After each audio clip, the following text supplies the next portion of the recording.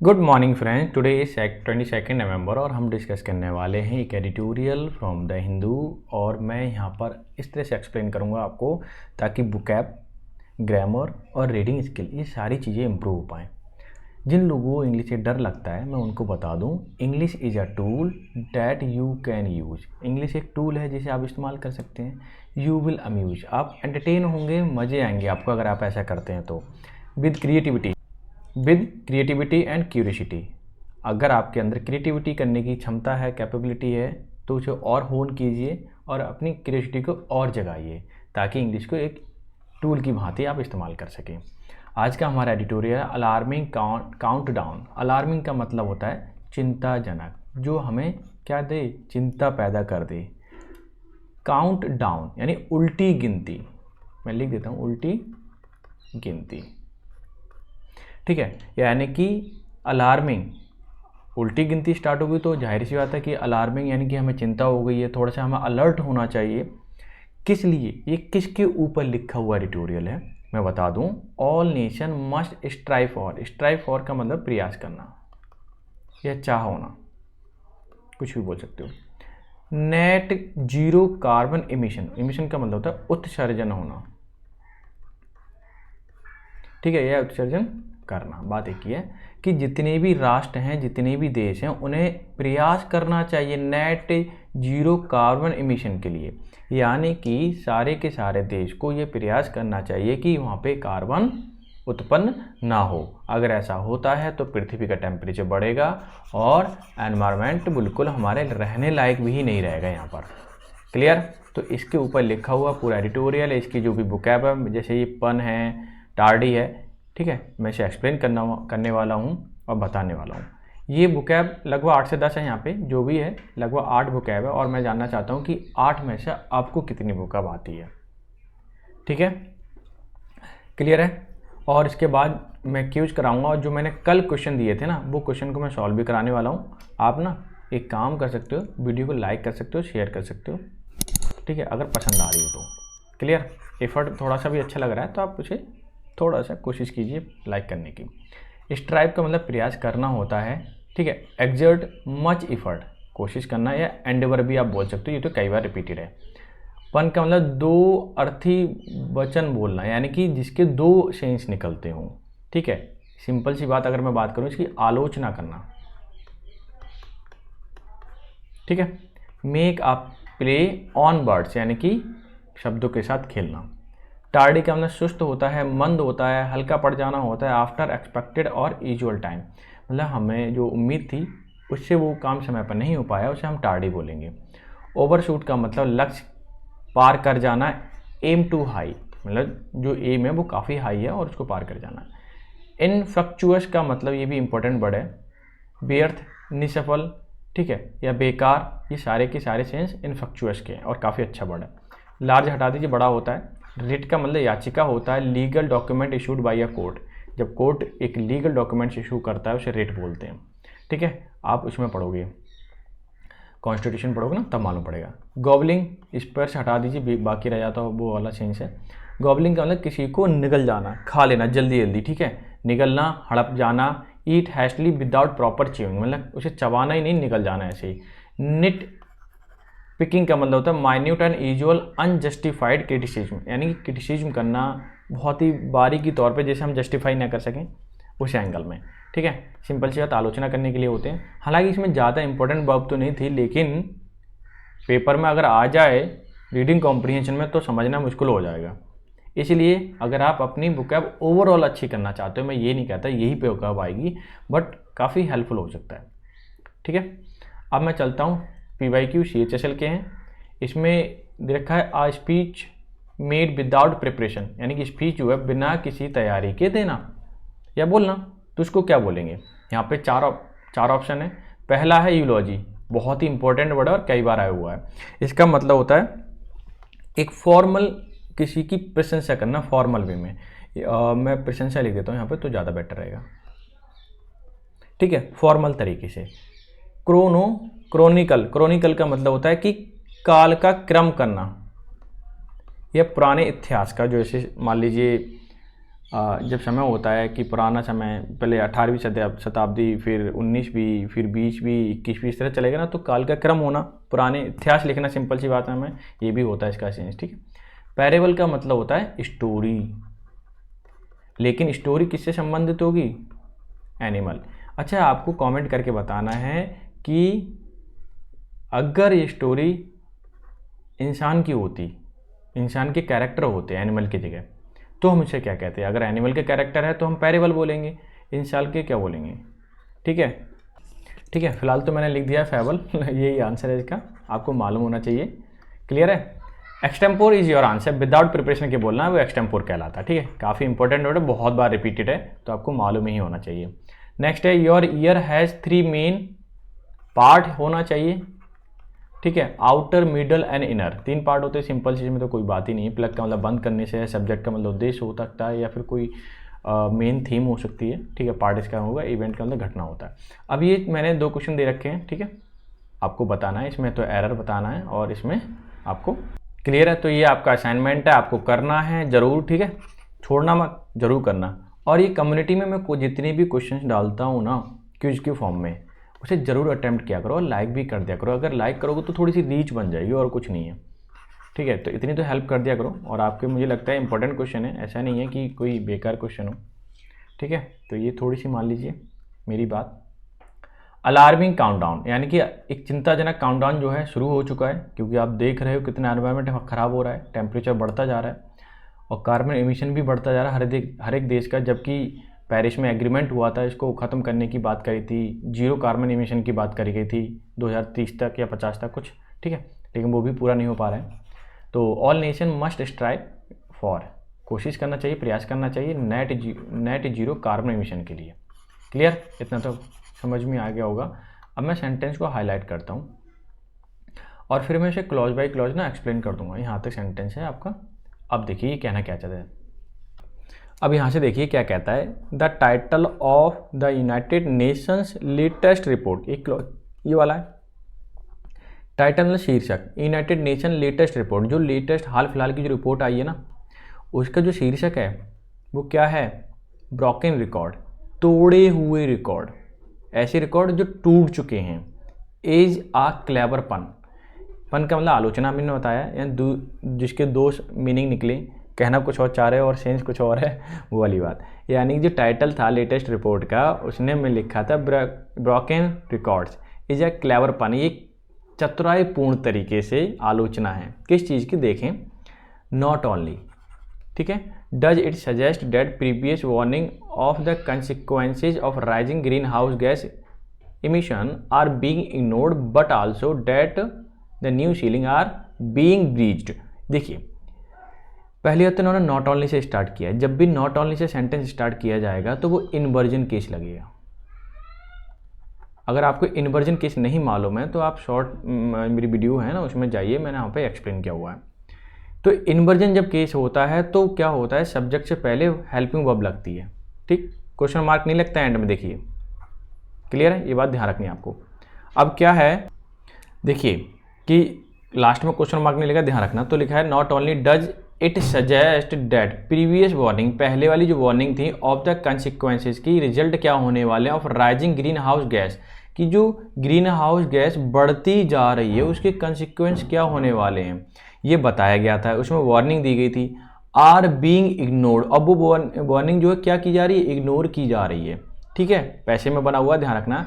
लेकिन but also, बल्कि, but also मतलब बल्कि की, new ceiling are being breached, कि नई जो सीलिंग बनी हुई है उसको भी तोड़ा जा रहा है। एक लिमिट बना दी गई, उसको भी क्या किया जा रहा है? तोड़ा जा रहा है। क्लियर? अब यहाँ से देखें क्या बोला है, एनुअल इमिशन रिपोर्ट, जो सालाना इमिशन यानी कि उत्सर्जन होने वाली रिपोर्ट जो थी, usually timed close to beginning the climate talks, कि ये टाइम आ चुका है। ठीक है, कि जो हमने बात जिसमें करते थे क्लाइमेट के बारे में, वो अब फिनिश होने वाला है, मतलब कगार उसकी एंड होने वाली है। रीइटरेट, कि अब बात करने की ज़रूरत नहीं है, अब काम करना ज़रूरी है। रीइटरेट मतलब दोहराना, इन शार्पर लैंग्वेज, बहुत शार्प लैंग्वेज में तेज़ी से उसे दोहराया जाता है। That progress, since the Paris agreement PA जिसको शॉर्ट में बोला गया है ऑफ 2015 हैज़ बीन टार्डी, कि जो पेरिस एग्रीमेंट हुआ था 2015 में या 2015 में वो कैसा हो गया, टार्डी हो गया, सुस्त हो गया। जिस हिसाब से बात की गई, जिस हिसाब से बोला गया था, उस हिसाब से क्या नहीं हो रहा है, उसमें काम हो नहीं रहा है, लोग जितने भी देश हैं उस पर काम नहीं कर रहे। क्लियर। अब मैं सेंटेंस को हाईलाइट कर दिया है। आगे इन्होंने क्या बोला है देखिए, द स्टेटेड जो कहा गया गोल, जो स्टेट गोल था हमारा, जो हमने बताया गया था पेरिस एग्रीमेंट में, was to keep temperature from rising over 2 degree Celsius. ठीक है, उसको कंट्रोल में रखने की बात कही थी टेम्परेचर को, कि 2 डिग्री से ऊपर नहीं जाना चाहिए। As far as possible below कि संभव हो सके, ठीक है, तो वो 1.5 डिग्री सेल्सियस से नीचे होना चाहिए temperature of pre industrial level, कि पहले जो प्री इंडस्ट्रियल लेवल था तो उसमें 1.5 डिग्री सेल्सियस था, अभी 2 हो चुका है। तो कहना चाह रहा है कि ये बात कही गई थी कि संभव हो सके तो हमें 1.5 तक लेके आना है। In the last few years, अगर पिछले कुछ सालों में देखें, much of the consensus has been that we should be directing all the efforts toward the keeping it below 1.5 degree Celsius. ये कुछ पिछले सालों में देखें, एग्रीमेंट हुआ 2015 में पेरिस वाला, उसमें सबकी सहमति थी कि अब डायरेक्टिंग करने, दिशा निर्देश दे रहे हैं उस पर एफर्ट के लिए, कोशिशों के लिए, ताकि ये बिलो रखा जा सके टेम्परेचर को। ठीक है, कीपिंग बिलो मतलब नीचे जारी रहे, वो कम रहे टेम्परेचर, लेकिन ऐसा नहीं है, सारे रिकॉर्ड टूटे जा रहे हैं। क्लियर। सेंटेंस ये हो गया आपका। अब इन्होंने क्या बोलने की कोशिश की है, द ब्रोकन रिपोर्ट, जो लेटेस्ट रिपोर्ट आई थी ना, उसका टाइटल था द ब्रोकन रिपोर्ट हाउएवर मतलब हालांकि, सजेस्ट, ये हमें सजेस्ट करता है that accounting for all commitment made by the countries, कि जितने भी कमिटमेंट किए गए थे जितने देशों के द्वारा एज पर द PA यानी पेरिस एग्रीमेंट में, to minimize their economy reliance on fossil fuel, कि जितने भी हमारे इकोनॉमी जो है ना, रिलायंस का मतलब डिपेंड होना किस पे, फॉसिल फ्यूल पे डिपेंड है, उसको मिनिमाइज करना है, क्योंकि डीजल पेट्रोल से काम चलेगा तो जाहिर सी बात है कार्बन इमिशन होना है।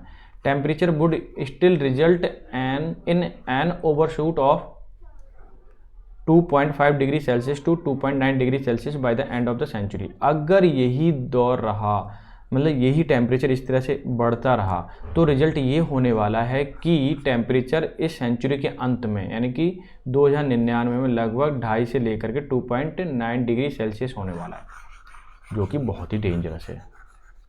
ठीक है, ग्लेशियर क्या बहुत तेज़ी से पिघलने लगेंगे फिर। अभी मैं सेंटेंस पूरा ले लेता हूँ, कोई बात नहीं, जो भी होंगे सेंटेंस अभी क्लियर हो जाएंगे आपको।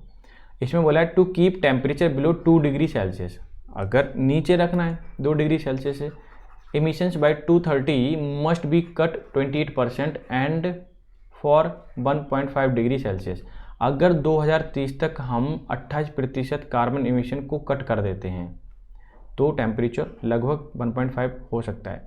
The need to be shaved 42%, अभी ज़रूरत है, कहने का मतलब ये कहना क्या चाह रहा है, अभी ज़रूरत है लगभग काटने की, छाटने की, किस चीज़ को, 42% कार्बन इमिशन को। उन्हें क्या जरूरत है, उन्हें दे जो लिखा है ना, वो दे कंट्री के लिए आया हुआ है, समझ में आ गया, कि उन सारे देश जो भी कार्बन इमिशन करते हैं तो उनको 42% तक अपना कार्बन इमिशन कम करने की ज़रूरत है, जो कि अगर 1.5 डिग्री सेल्सियस लाना चाहते हो। ठीक है, लेकिन 28% तो कटना ही कटना मतलब तय है ना, तो बहुत दिक्कत हो जाएगी।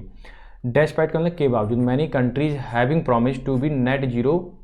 ठीक है, बहुत सारे कंट्रियों ने प्रॉमिस किया, उसके बावजूद भी नेट जीरो के लिए प्रॉमिस किया, meaning no net carbon emission, की उसका मतलब हुआ कार्बन इमिशन होगा ही नहीं बिल्कुल। The report does not think these promises are credible and even in the most optimistic scenario the likelihood of keeping emission below 1.4 degree Celsius are 14%।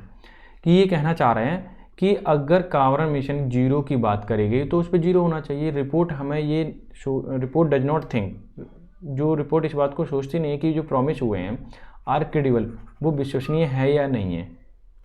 Even in the most optimistic scenario, अगर हम सबसे आशावादी, थोड़ी hope होती है ना, उसको optimistic बोलते हैं, सिनेरियो या स्थिति को देखें, लाइकलीहुड ऐसा हो सकता है to keeping carbon emission below 5 degree Celsius are 14%, कि इस पे जो हो सकता है इस पे काम हुआ 14% ही काम हुआ 1.5 डिग्री टेम्परेचर लाने के लिए। कितना हुआ? 14% ही हुआ। मतलब ऐसी आशा है, उम्मीद है। बाकी कौन सा देश कितना कर रहा है ये तो उसको ही पता होगा, ठीक है। However it does not as if P A मतलब Paris agreement has been infructuous, ये सेंटेंस यहाँ तक है। तो इन्होंने क्या बोला, हालांकि it is not as if, ऐसा हम नहीं मान सकते जो पीए यानी पेरिस एग्रीमेंट हुआ था वो बेकार का था। इनफ्रक्चुअस का मतलब बेकार, बेअर्थ बोल सकते हैं। Green house gas emission in 2030 based on policy, जो पॉलिसी बनाई गई थी 2030 को आंकड़े लेके बनाई गई थी कि यहाँ तक हमें ये कम करना है carbon emission. Policies in place were projected to increase 16% at the time of the adaptation of the PA. इसमें अनुमान क्या था? देखो ये कहना क्या चाह रहा है कि 2030 को पॉलिसी लेकर के बनाई गई, उसका project increase 16% the time of the adaptation of the PA, कि ऐसा माना गया था कि जो कार्बन इमिशन है ना अभी बढ़ेगा, 2030 तक 16% बढ़ सकता है। काम जो भी कर रहे हैं घटाने की, अगर सब देश काम करने लगे तो बहुत आसानी से कम हो जाएगा, बट ऐसा है नहीं नेचुरली, क्योंकि सारे के सारे काम अभी फॉसिल फ्यूल पर डिपेंड ही हैं, ठीक है। और जब तक कुछ ग्रीन एनर्जी में नहीं बदला जाएगा तब तक ये पॉसिबल नहीं है टेम्परेचर कम करना पृथ्वी का। Today the projected increase 3%, project में इंक्रीजमेंट हुआ 3% का। कीप टेम्परेचर बिलो, टेम्परेचर को 1.5 डिग्री सेल्सियस कम करने में। Annual emission must reduce every year, हर एक साल कम होना चाहिए अंटिल 2030 तक बाई 8.7%, कि अगर 2030 तक 8.7% भी कम हो रहा ना तो काफ़ी हद तक कम हो जाएगा। What the report says, report क्या कहती है? Is the world collectively emitted 57.4 billion turns, इतना टन जो है 2022 में कार्बन इमिशन किया। इंक्रीज 1.2% ओवर 2021, यानी कि जो 57.4 बिलियन टन कार्बन इमिशन हुआ है ना, ये 2021 से कितना परसेंट? 1.2% ज़्यादा है। अब आगे देखें ये क्या कहना चाहता है। द पैंडेमिक पैंडेमिक ने देखा, ठीक है, क्या 4.7 ड्रॉप इन इमिशन में, क्योंकि पैंडेमिक जब आया था कोरोना उसमें इंडस्ट्री सब बंद हो गई थी तो कार्बन इमिशन कितना कम हो गया था? 4.7%। But the projection for 2023 suggest that, जो हमारा प्रोजेक्शन है या प्रोजेक्ट है 2023 के लिए, ये दर्शाता है या बताता है कि global is nearly back to pre pandemic emission level, कि प्री पैंडेमिक इमिशन लेवल तक हम पहुंच सकते हैं, जो हमारा आइडिया है या प्रोजेक्ट है जिस पर हम काम कर रहे हैं कार्बन इमिशन को कम करने के लिए। कार्बन इमिशन कम होगा तो पृथ्वी का टेम्परेचर भी कम हो जाएगा। The consequence of the global tardiness are writ large, लेकिन कंसिक्वेंस ये हैं कि जितने भी देश हैं वो टार्डी हो गए हैं, बड़े लार्ज पैमाने पर, मतलब उस पर काम ही नहीं कर रहे हैं, शिथिल पड़ गए हैं, ढीले पड़ गए हैं, कोई देश काम ही नहीं कर रहा उतने अच्छे से, ठीक है। As of October this year की बात करें, अक्टूबर की 86 days were recorded with temperature over 1.5 degree Celsius above the pre industrial level, कि जो प्री इंडस्ट्रियल लेवल की बात करें उसमें टेम्परेचर 1.5 डिग्री सेल्सियस था, उससे भी ज़्यादा अबव लेवल पे क्या किया गया? टेम्परेचर रिकॉर्ड किया गया। क्लियर? आगे देखें, इन्होंने बोला है सितंबर वॉज द हॉटेस्ट रिकॉर्ड, सितंबर सबसे ज़्यादा गर्म मंथ रहा ever. Global average temperature 1.8 degree Celsius above pre industrial level, कि पहले तो 1.5 रहता था, अब कितना? इस बार 1.8 रहा, तो काफ़ी डेंजरस बात है। टेम्परेचर लगातार बढ़ता ही जा रहा है। मैंने सेंटेंस ले लिया है पूरा और इसे सॉल्व कर देता हूँ। In terms of the solution की अगर हम बात करें तो द रिपोर्ट्स रिपीट्स सेज मतलब बुद्धि, एडवाइस मतलब एक चतुर वाली या एक अच्छी बुद्धि हम बोल सकते हैं, अच्छी सलाह बोल सकते हैं। That has been offered for the years, कई सालों से ऑफर की जा रही है। द रिचेस्ट कंट्री, जितने भी अमीर country, those historically responsible for gobbling spares atmosphere capacity for carbon must commit to greater and faster reduction, कि जितने भी बड़े बड़े देश हैं और रिच हैं पैसे में, ठीक है, हिस्टोरिकली वो रिस्पॉन्सिबल है कहीं ना कहीं कार्बन इमिशन के लिए, उन्होंने सारी चीज़ें हड़प ली हैं, ठीक है, निगल ली हैं ऐसे ही। तो अब क्या है, उनको बिल्कुल ज़रूरी है कमिट करना कि बड़े पैमाने पर तेज़ी से कार्बन इमिशन को रिडक्शन किया जाए।